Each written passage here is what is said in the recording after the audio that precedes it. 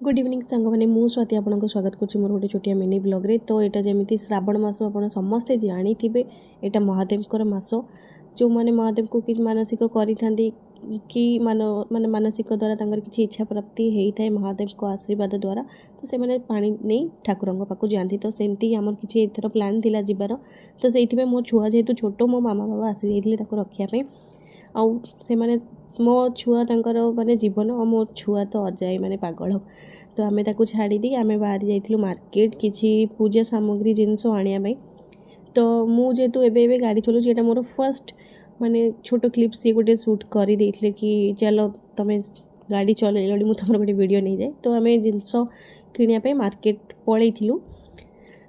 तो राति आसी सब जिन सेट कर दी आम सका 5टार बाहर जाइलु लिंगराज कहीं आम पानी नहीं कि जीवार थिला महादेव माने लिंगराज को पाखक ही।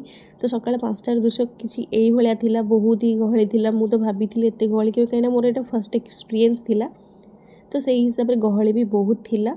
तो आम फर्स्ट मंदिर आड़ को जाइलु पचारिया कि माने कौटू माने केमिति लाइन होती केमिति जीवु।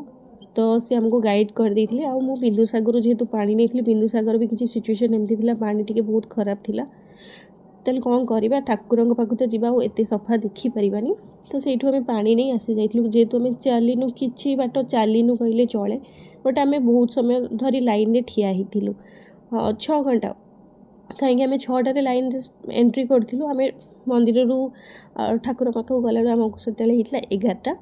तो हाँ 5 घंटा एप्रोक्स आम लाइन रे ही थिलु ठाकुर पाक पहुँचा टे समय लगी जेहेतु लोक बहुत बाट चली आसती कष्ट करके। तो आम ठिया हो जाइलु किछु कथा नहीं। शेष आम पानी ढाली भलरे फेरी जाइलु घर आड़ को। मो वीडियो केमती लगे कमेंट माध्यम जड़े। जय जगन्नाथ।